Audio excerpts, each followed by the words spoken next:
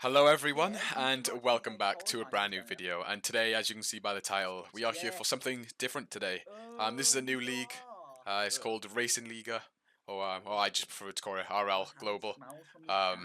And it was set up by Liam Parnell. I think pretty much as a PSGL practice league. So that was my main reason to sign up, so I can have a full race with some very fast people and get some solid practice for PSGL. And is more content, of course. But yeah, this league has some extremely fast drivers. No Jarno Otmir in this one, but we have Barry Burmand, Nicholas Mateo, Danny Moreno, etc., etc. So yeah, another decent league. And since it's a practice league, pretty much, you may see me across this season testing out some different stuff. Maybe some things that you wouldn't normally see, pitting earlier, pitting later, just testing stuff, fuel, stuff like that, maybe alternate strategies. Yeah, getting into the race then. The pace coming into this one was decent. My PB, I think at this point, was a 28.3, a low .3, which was pretty decent. There's still more time to find. But yeah, coming on to our first lap, a very cautious and average lap, as you see there. I've got no. John just said PB back. No. So we do a .8, which is a pretty awful first lap. But this track, especially the last sector, very easy to invalidate. So yeah, I was very cautious. Yeah, getting straight into our next lap. As you can see, the lap's going very poorly anyway, but there's a little bit of traffic that gets out of the way. But as you see, we're down on our delta. It's been a terrible lap, and coming through the final corner, we gain a little bit more time, but we barely even improve. You can see I'm not happy with that one. But so now we've got one lap to improve on a very awful lap. P4 for now, but that's going to drop quite a bit. So yeah, getting on to our final lap now then. Preparing the lap, going as wide as possible. And yeah, onto the straight, activating DRS as soon as possible, of course. And looking for your braking point for turn 1, which is the black box on the right. Braking on the curb. Down into, I believe we go into second gear, clip that apex. Short shift to third on the exit. And now into the tricky S section. You're only going flat out through the S's. Full commitment, the car should stick. And yeah, we take that pretty decently. And now into this section, I'm not even going to bother trying to explain everything because it's going too fast. But yeah, after that section, end of sector 1, start of sector 2, pretty decent so far. As you can see, up by over 2/10. Now into this left-hander, just after 100 meter, braking on the curb, down to third gear. Take that inside curb. Don't use that exit curb. And yeah, onto the straight. As I say there, as Antoine does a .7, I believe that was. But yeah, we're on a decent lap so far. Coming into the end of sector 2, braking just after the 100 meter board, down to third gear. Cut this corner as much as possible. Use that exit curb. As you can see, we get a little bit out of shape, which costs us a little bit of time. And now into the third sector, fifth gear through that corner, just for the traction. And as we drift into this left-hander, we don't get the rotation that we want. That's going to cost us a little bit more time. As you can see, we're going down on the delta now. And yeah, that pretty much ruined any chance of a good lap. But at least we haven't invalidated.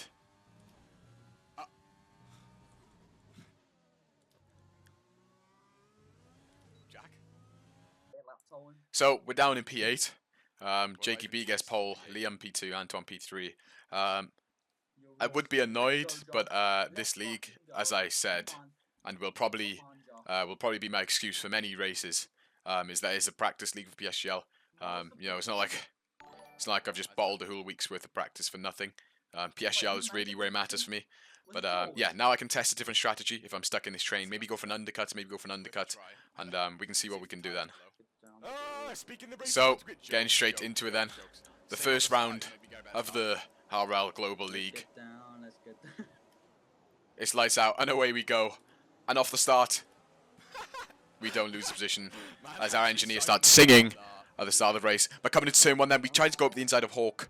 We back out of it, and, well, yeah. That happened. So we go from P8 to P5. Hawk, I think that was Dario and Andy, were involved in that incident. So that's made our lives a lot easier, because we would have been stuck in that train. And now we have Joe ahead of us, who I think we will be able to overtake. We have to keep an eye on Jakey B because he has strong race pace. So yeah. You're in a position to win this. So. now. As my engineer says, we're in a position to win. So yeah, we have the option of testing the undercut or testing the overcut. As I said, this is pretty much what this league is for. We was told that lap 7 or lap 8 was too early, and the ideal lap to pit was lap 9 or 10. But we just wanted to try it anyway, and just see where our tyres got to at the end of the race. Because it's always worth a try. You never know. So yeah, we're going to try and save as much as we can, like we always say, and then go for the pit stop and see what happens after that. So skipping on to lap 3 then. We're just chilling in P5, and Antoine spins on a curb and puts himself into a wall. So that's another position. That's another position for us. And now we're in P4 behind Joe, but Joe's lost DRS because obviously Antoine's car's not there anymore. So yeah. How is he off DRS?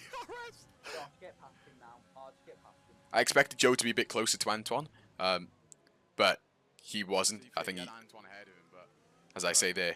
But yeah, now we have to go for the move on Joe. Maybe not this lap, but next lap, and push to get back in to the DRS of Liam and Jake. And skipping on the next lap, then, as you can see, we still have a decent amount of DRS, and we passed Joe pretty comfortably. He had no DRS, and I think he was going to defend that anyway.